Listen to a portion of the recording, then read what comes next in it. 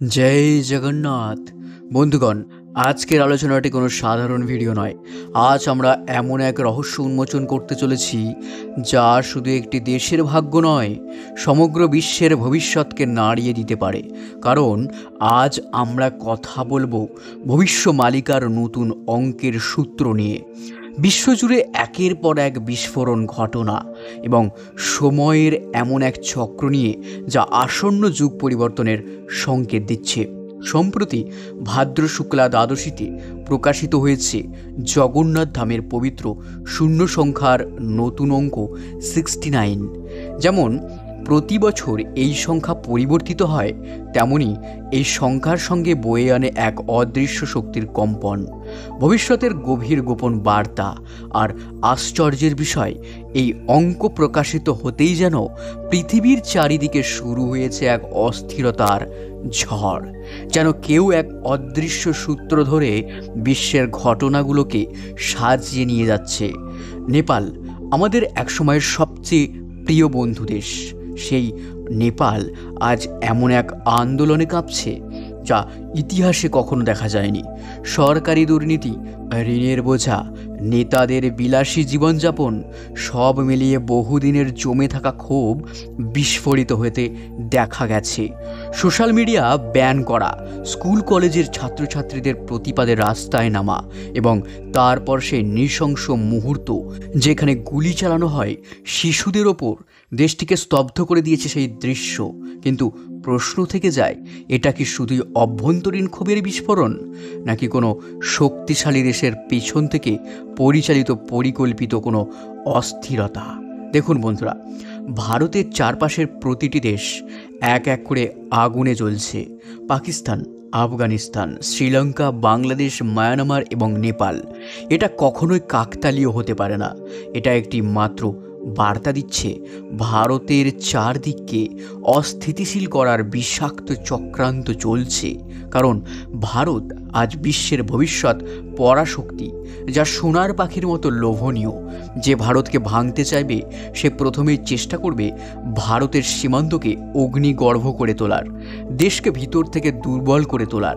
এই ষড়যন্ত্র সেই দুই পরাশক্তির, যারা যুগের পর যুগ একে অপরের বিরুদ্ধে লড়াই করে এসেছে। আর সেই দুই দেশ হলো চীন এবং আমেরিকা। দুই ভাইয়ের দ্বন্দ্বে পড়ে ছোট দেশ, কিন্তু তাদের আসল লক্ষ্য হলো ভারতকে ঘিরে গোলযোগ তৈরি করা, যাতে নিজেদের শক্তির খেলা চালানো যায়। এই ষড়যন্ত্রের কেন্দ্রবিন্দুতে আজ উঠে এসেছে বালুচিস্তান, যা অবিভক্ত ভারতের হারানো ভূমি, যেখানে এখন ভয়াবহ অস্থিরতা। বেলুচ লিবারেশন আর্মি পাকিস্তান সেনাবাহিনীর বিরুদ্ধে যুদ্ধের প্রস্তুতি নিচ্ছে।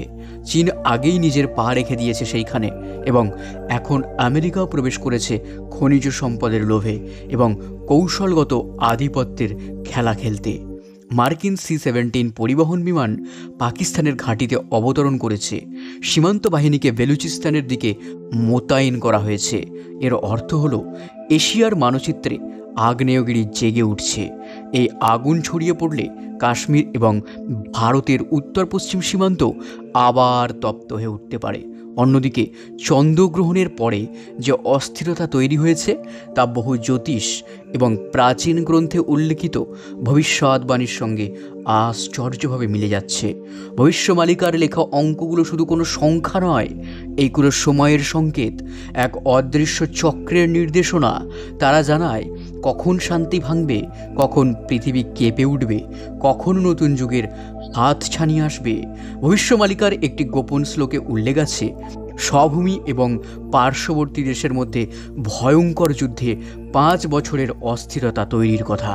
সেইখানে 66 থেকে 70 অঙ্ক পর্যন্ত সেই 5 বছরের সময়কালকেই ধরা হয়েছে। যেহেতু 0 বা 6 দিয়ে শেষ সংখ্যা গণনায় ধরা হয় না, তাই আসল সময়কাল দাঁড়ায় 2023 থেকে 2027 সাল পর্যন্ত।